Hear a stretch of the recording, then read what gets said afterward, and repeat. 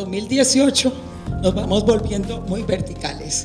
Y estas nuevas generaciones es donde están las dos rayitas doradas.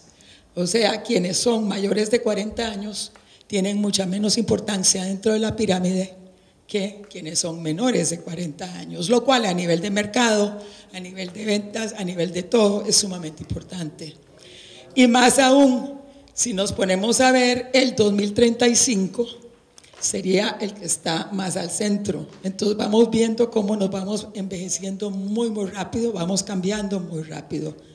Pero, y si la viéramos separada sería esa, casi que nos volvemos una columna y dejamos de ser una pirámide. En este momento pues ya tenemos un 20% de la población que va más adelante. Muy brevemente, ¿qué pasaba en Costa Rica mientras se forjaban? Porque lo que pasa en el entorno es lo que determina cómo piensa uno. Por allá, hasta el 1939, estamos hablando básicamente de agroexportación, de una dependencia muy grande en la agricultura, una posesión muy baja de vehículos. Después pasamos a la guerra, después pasamos a la institucionalidad, la transición económica, la abolición del ejército. Del 61 al 81 pasamos de la bonanza a la tremenda crisis. Y después vamos cambiando de modelo económico y entran los avances tecnológicos.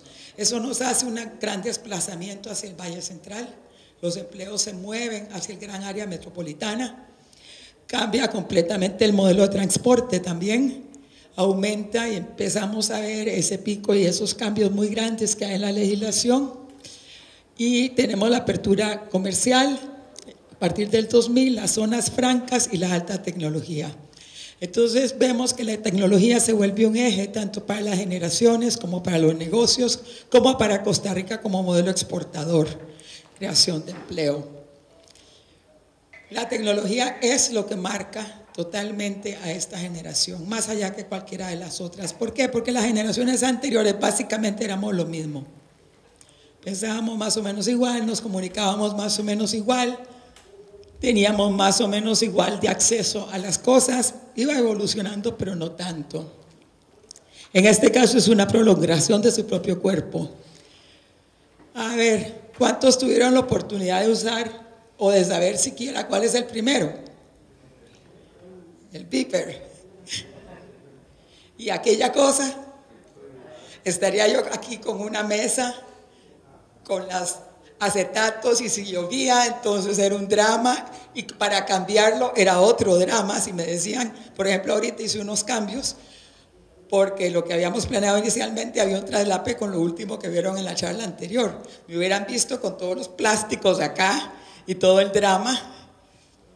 El disquete, todavía decimos el disquete o el cassette, aquello al centro. ¿Para qué servían los lapiceros en esa época? Para enrollar ese montón de hilo. Y allá el famoso cassette, que ahí se ve un cambio generacional. Cuando uno dice hay que cambiar el cassette, ¿qué cassette? No existe.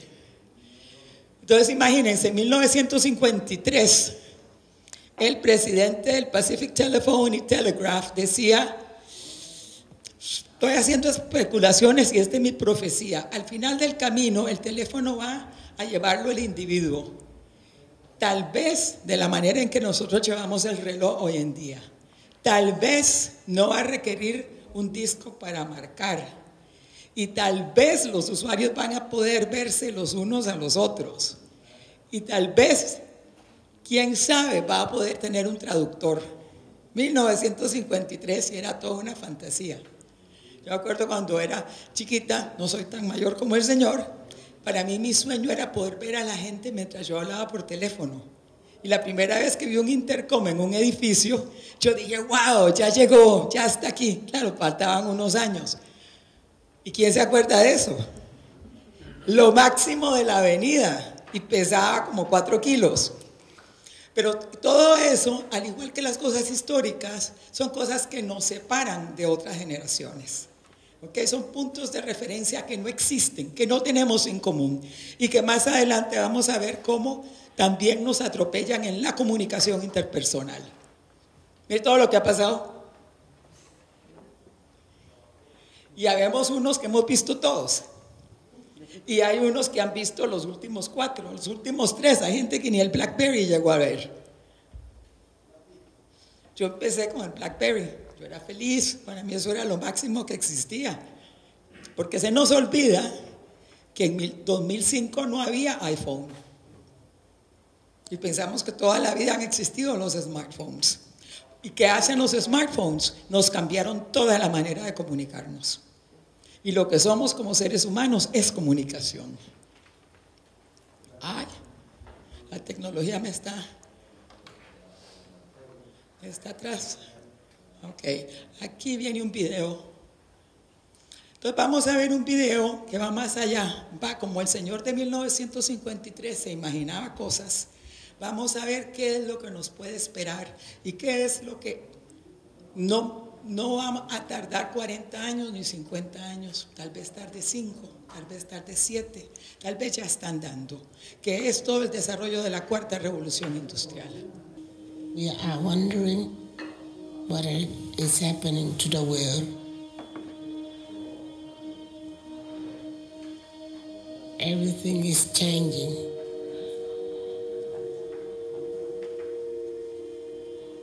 The very idea of human being some sort of natural concept is really going to change. Our bodies will be so high-tech, we won't be able to really distinguish between what's natural and what's artificial. Inside our own heads is the most complex arrangement of matter in the known universe. You might ask yourself, can we get to be superhumans?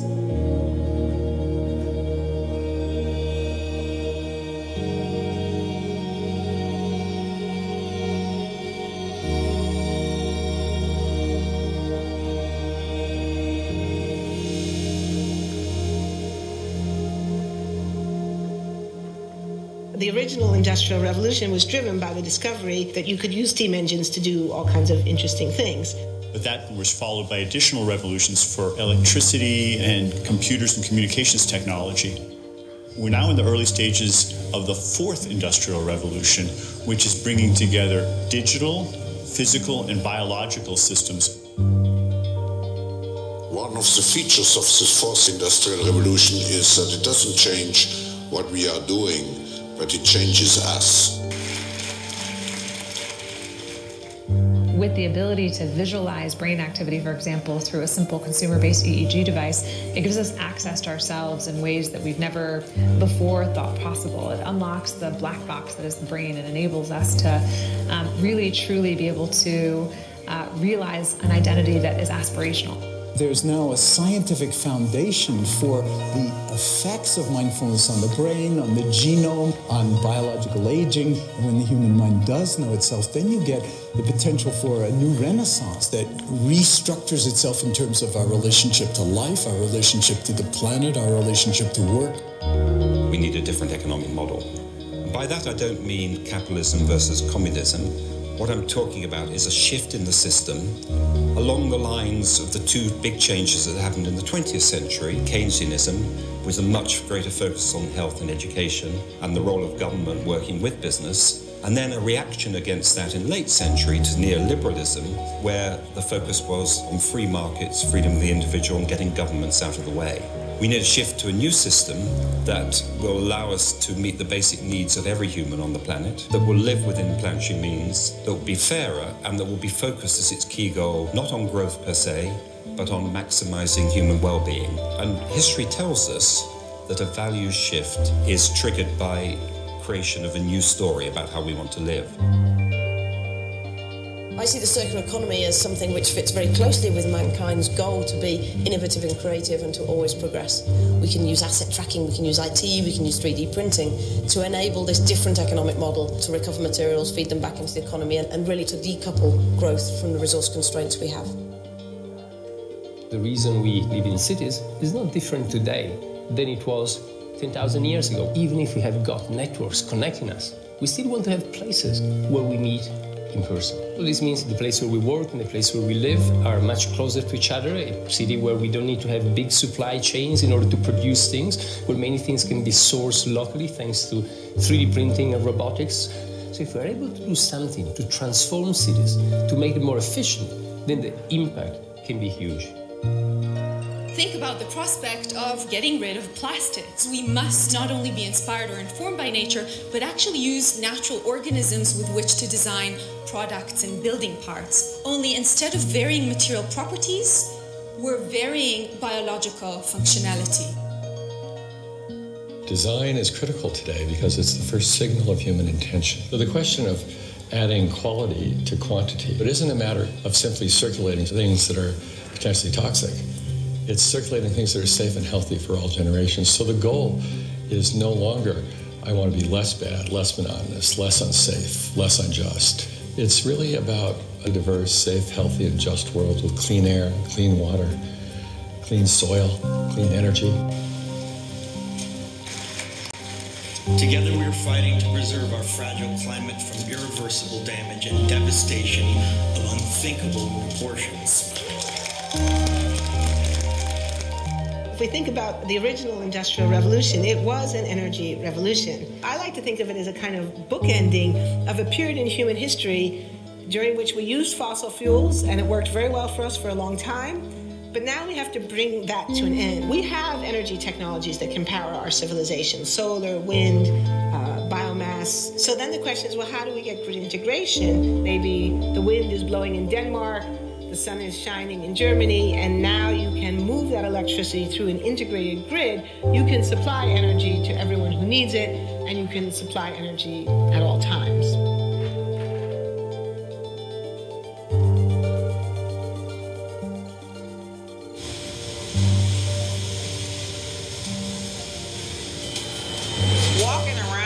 See different stuff as far as like the body marriage line.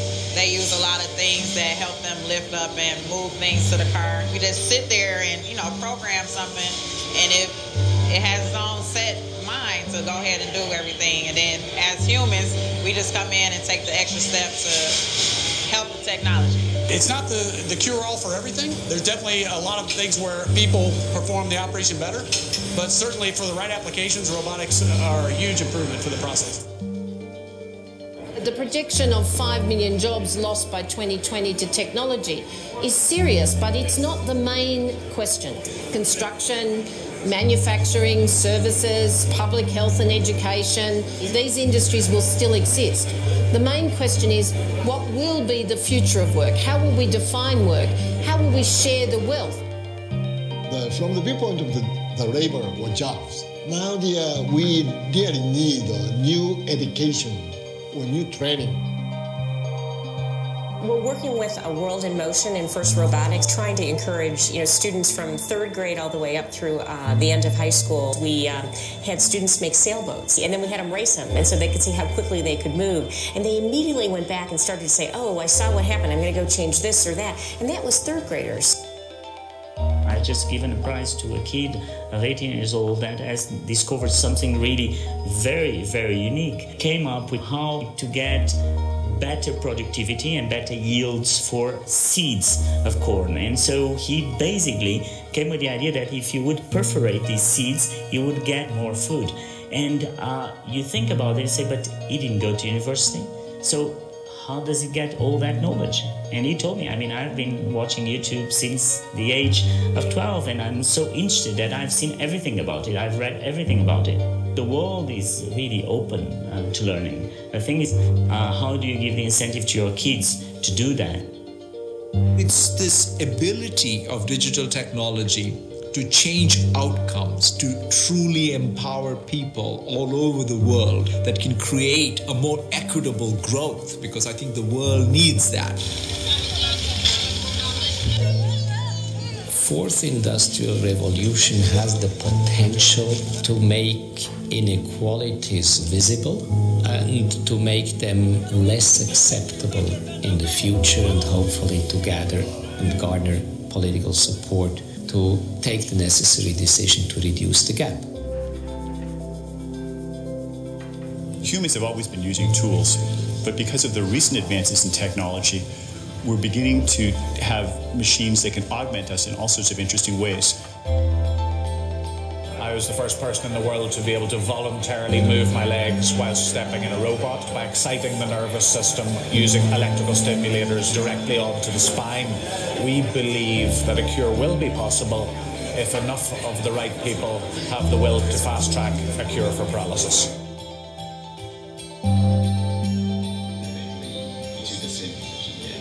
We take two things from the patient. First, we take a three-dimensional X-ray and we extract the three-dimensional data out of that so we can make a perfectly shaped puzzle piece. And then we also take a sample of fat tissue from the patient so that we can extract the stem cells out of those. And we use those stem cells with this three-dimensional scaffold that we fabricate, and after 3 weeks we have a piece of living bone that's ready for implantation. Being able to use genome editing to understand the genetic changes that lead to cancer, and technologies like drug delivery, getting molecules into particular types of cells. There's a lot of excitement about being able to move much more quickly on this disease. One of the things that I think is so essential to free and open societies is freedom of thought. And up until now, the conversation we've been having is around freedom of speech. Once we can access people's thoughts and access people's emotion, we have to create a space that enables people to think freely, to think divergent thoughts, to think creative thoughts. And in a society where people fear having those thoughts, the likelihood of being able to enjoy progress is significantly diminished. We need to take responsibility at every level of society, from the individual and the personal to the institutional to the global, to adapt to these technological challenges and changes which are redefining what it means to be human, what it means to work, what it means to be completely embedded in this world. People always ask me if I'm an optimist or a pessimist. The technology exists, but how do we get it and implement it at the scale we need at a price that people around the world can afford? Even though we have everyday problems we have to solve, we have to find a way to lay the foundations for the innovations of tomorrow.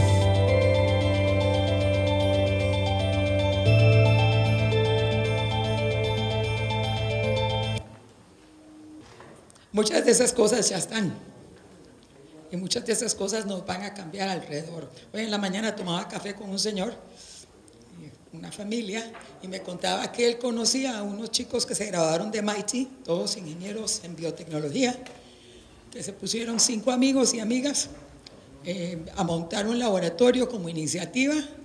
En este momento es un laboratorio de 10.000 metros cuadrados que está dedicado a lo que decía la doctora, de clonar huesos y órganos y todo eso. Dice Jeff Bezos que tenemos que enfocarnos en lo que va a mantenerse. En la industria de ustedes, por el momento lo que se va a mantener es que nosotros humanos necesitamos algo que nos transporte y nos lleve. Y eso por el momento todavía no estamos en condiciones de aparecernos en otro lado. Mas sin embargo todo lo demás va cambiando. En el caso de ustedes, por ejemplo, cuando los que no están muy lejos, los automóviles sin conductor, ¿cómo le vamos a hacer con esos? ¿Cómo se van a hacer esos contratos? ¿Cómo se van a manejar esas cosas? Entonces, tenemos que estar conscientes de lo que pasa en la tecnología fuera de nosotros para poder estar preparados hacia eso. Y posiblemente las nuevas generaciones son las que están con la mente más plástica y que además les ha tocado aprender muchas cosas. Uno dice la inteligencia artificial, pero es que ya hasta aquí, a mí el Waze me mandó de los sueños de donde yo venía a la Uruca para regresarme para acá. Y por un momento me quedé como, ¿y por qué me va a hacer ir hasta la Uruca si cuando salí me dijo que me bajaba por Coyol? Claro, cuando empecé a subir vi que la General Cañas estaba colapsada, era un parqueo, pero yo fui obediente con el Waze. El Waze me dijo, váyase por acá, y yo me fui por allá. Entonces tenemos muchas cosas en que ya, aunque no nos damos cuenta, estamos interactuando con eso. Hace unos años yo tuve la oportunidad de ir a 2 plantas automotrices en Japón, de GM, por cierto, y claro, ya estaban los robots. Entonces yo esperaba una planta automotriz llena de gente, casi no había gente, y eran estas cosas como con unas tijeras, cogían las puertas, las pegaban, y había unos carriles, unos pasillitos, donde caminaban los robots que llevaban cosas. Entonces ellos sonaban para que uno se apartara y se quitara el paso del robot. Entonces hay muchas cosas, y la razón de poner este video es nada más para crear conciencia de que esto está, esto viene y nos va a cambiar la vida de todas las maneras. Nos cambia los negocios aunque no querramos, y por eso tenemos que tener la visión mucho más allá de nuestro negocio específico para poder entender cómo se va moviendo el mundo, cómo se van moviendo las mentalidades. ¿Hubo algo en particular que les llamaba la atención del video? ¿Alguna? ¿Perdón? Los huesos. Sí, eso es. Por ejemplo, la energía, ella decía, va a poder pasarse de un país a otro. Si va a estar en Dinamarca o va a estar en el otro, y así muchas otras cosas. Entonces es, como les decía, nada más para que creemos conciencia de eso. Pero volviendo a esto, así como es importante saber por dónde va la tecnología, también es importante entender que las relaciones cambiaron totalmente. Y las relaciones con varias de las nuevas generaciones son intermediadas por una pantalla. Entonces es incómodo. Funcionan de manera sincronizada, entonces puede que no hicieron nada durante la mañana, pero como hacen las cosas a cualquier hora del día, de todas maneras cumplen. Muy importantemente, como lo decía la expositora anterior, millennials son parte importante del mercado actual y tienen mucho más poder adquisitivo muy rápido. Tenemos la generación más educada en la historia de Costa Rica. Tenemos una generación que si son ingenieros graduados del TEC y están trabajando en algún parque de estos de zona libre, tiene capacidades adquisitivas muy grandes. Y mucha de esta generación es la que ha impulsado el parque automotor y la ampliación del parque automotor. Funcionan en conjunto y funcionan en muchas cosas. Solucionan problemas en colaboración, comparten todo. Las generaciones anteriores éramos más acaparadoras. No digan las cosas porque esa es ventaja competitiva, ellos no lo entienden así. El balance, que antes no se imaginaba, pues ahora sí. Y una cosa muy elemental y muy importante cuando se está pasando a la siguiente generación, una empresa familiar, es el tema de la autoridad. La autoridad tradicionalmente ha estado en las generaciones de mayor edad. Ay, muchas gracias. Pero eso va cambiando y va cambiando de muchas maneras. Por ejemplo, en estilo. El estilo de las generaciones nuevas es diferente. Y eso, ¿qué pasa? Cuando uno es jefe de generaciones más jóvenes o de generaciones mayores, se complica mucho el flujo de la comunicación.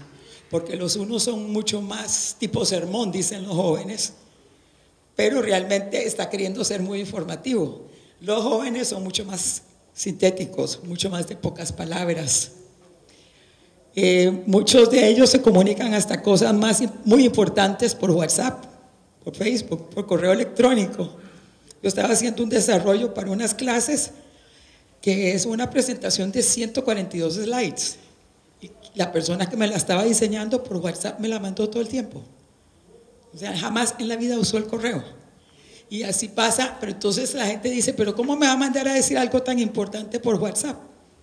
Y bueno, así se ve.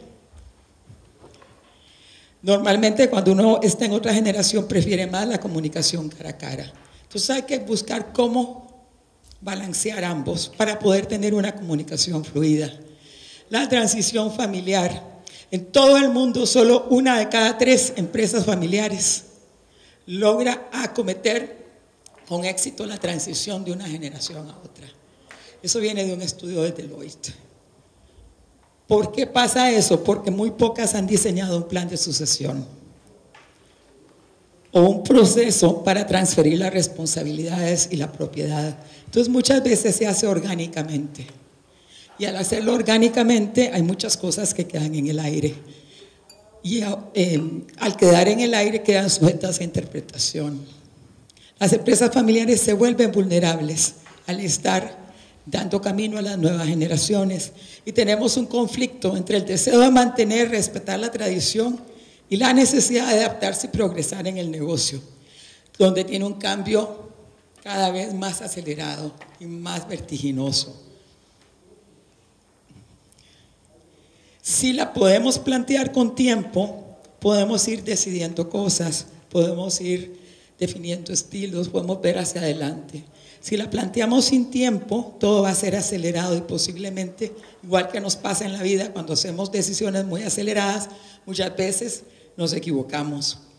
Y lo más complicado es que estamos hablando de seres humanos. Entonces, si yo ya le dije al uno y después me tengo que echar para atrás para decirle al otro o a la otra, se me puede fracturar toda la familia, porque es muy diferente a cuando estamos hablando de organizaciones donde son empleados, pues uno hace una reestructuración y se acabó. Entonces, si hacemos las cosas formalizadas, reducimos dudas, malentendidos, discusiones, que además tienen un impacto directo en la vida, la parte más importante en la vida de uno, que es la parte de la familia. Entonces, si durante la semana todo fue terrible, el fin de semana, el almuerzo el domingo va a ser horrible, el cumpleaños va a ser terrible, las interacciones van a ser terribles, porque la sucesión puede ser un asunto sumamente emotivo. Puede que no en todas, pero sí tiende a ser un asunto muy emotivo. Y por otro lado, incide en la personalidad de cada sujeto, la personalidad de quien está pasando la batuta, la personalidad de quien la reciba. Y fíjense todas las permutaciones, hay 9 posibilidades de no entendernos. Lo que pienso es una cosa, lo que quiero decir es otra cosa, lo que creo decir es otra cosa, lo que digo puede que no tenga nada que ver ni con lo que pienso ni con lo que quiero decir, pero más aún se lo estoy diciendo a mi hijo, mi hija, mi nuero, mi nuera, mi yerno. Lo que quiere oír la persona que me va a escuchar tiene su propio decodificador. Lo que oye, lo que cree entender, lo que quiere entender y lo que finalmente entiende.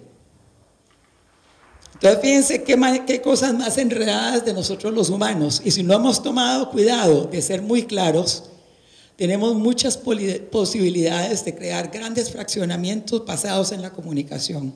Y si a eso le agregamos que cambiaron los métodos y que tenemos generaciones que se manejan por un WhatsApp, más enredado todavía en cuanto a interpretación.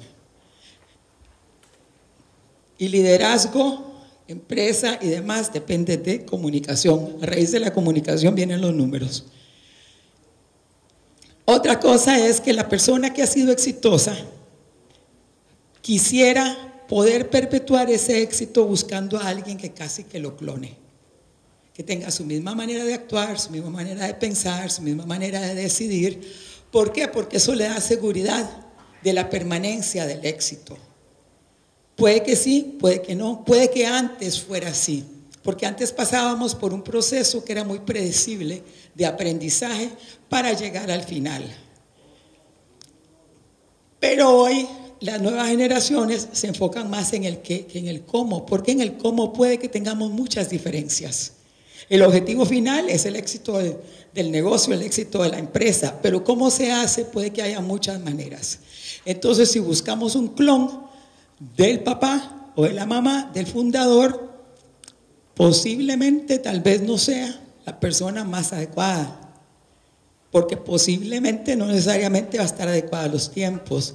Entonces hay que ver si lo más importante es el cómo o lo más importante es el qué.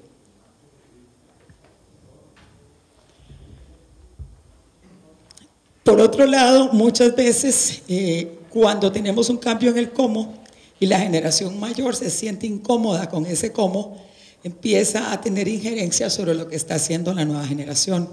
Entonces le quita completamente la validez, le quita la autoridad, le crea confusión a la gente. Dentro de su mejor buena intención, la generación anterior interfiere con la nueva. Y dentro de su mejor buena intención, la generación nueva no actúa acorde a lo que sus padres esperan.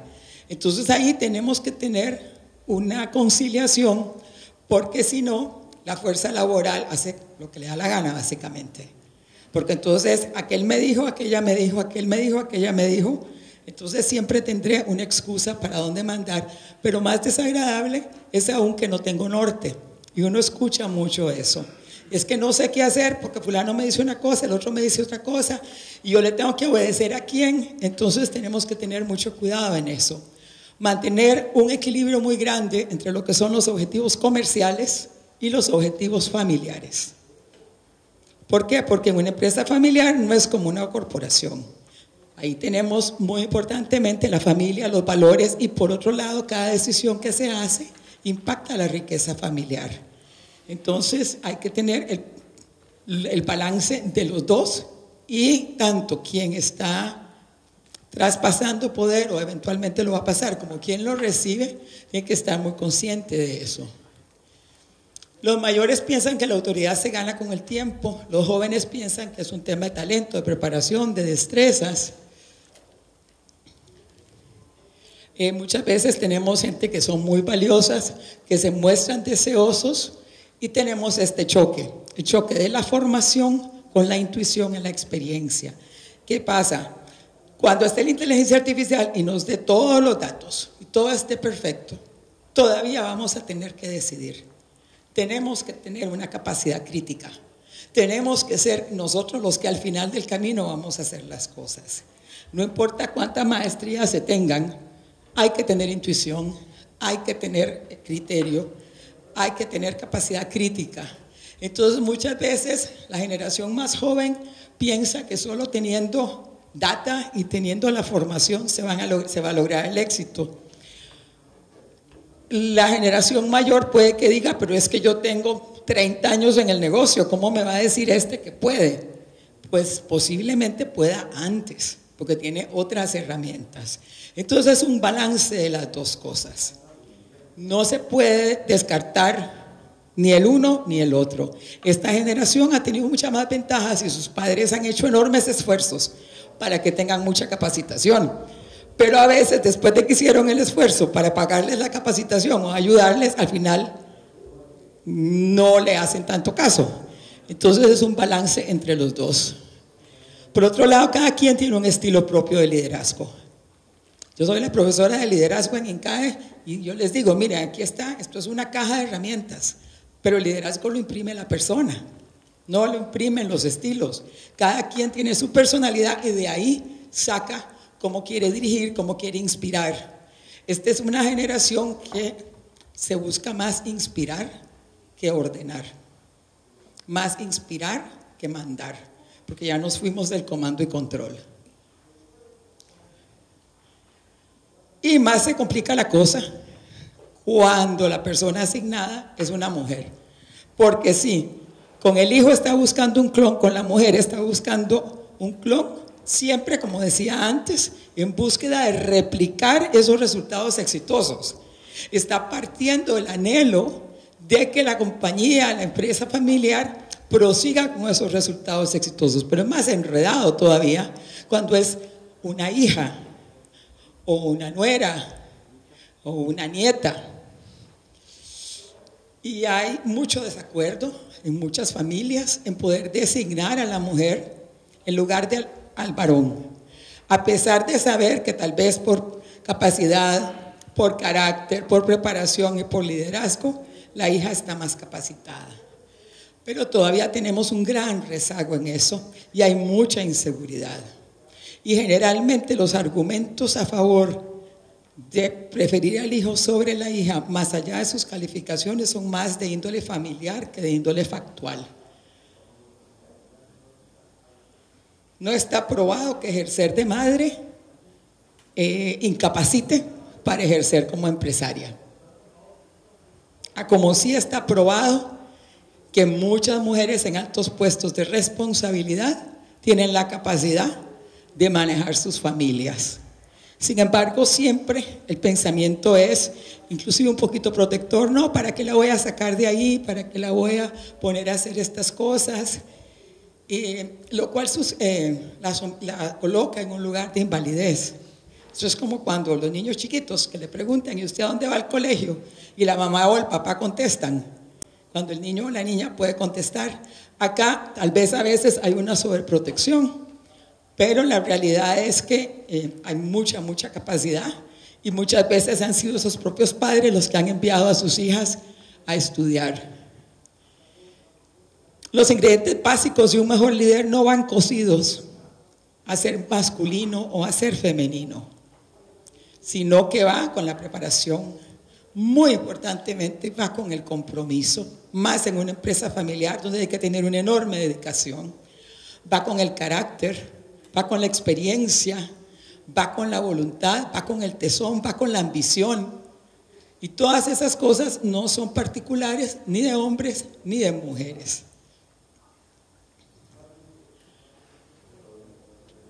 Entonces, es duro ponerse en los zapatos de un padre o madre que han sido muy exitosos. Es complicado, porque el sueño y el deseo es poder ser dignos de esa sucesión. Pero más duro aún cuando es una mujer y más duro aún cuando está en el negocio de ustedes. Muchas veces, de nuevo, no por capacidad, sino por la cultura y por las creencias.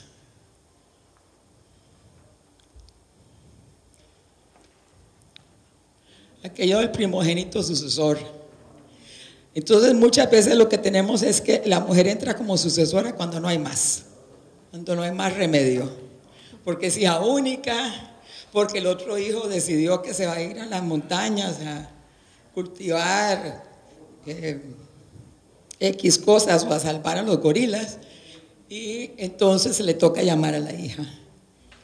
Que ojalá y esté muy calificada, porque también esta es la generación, tanto de hombres como de mujeres, más calificados en la historia de Costa Rica.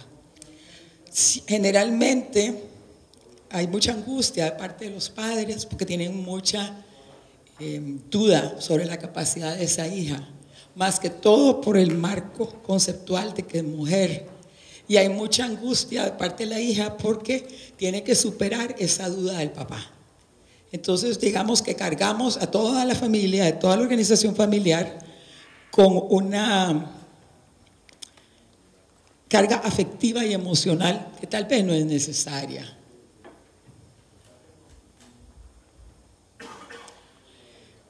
Hay que tener flexibilidad tal vez cuando tienen los hijos más pequeñitos, pero la flexibilidad, nos dicen muchos estudios, que no tiene nada que ver con la falta de compromiso.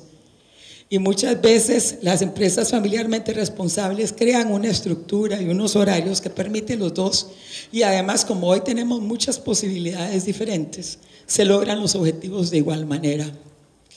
Y ya para ir terminando les pongo esta frase que tiene Jim Collins, que dice: la tensión generacional es grande, hay que encontrar una manera de tener a la gente joven frente a su cara todo el día, luchar por ello, deleitarse con ello, aprender de ellos.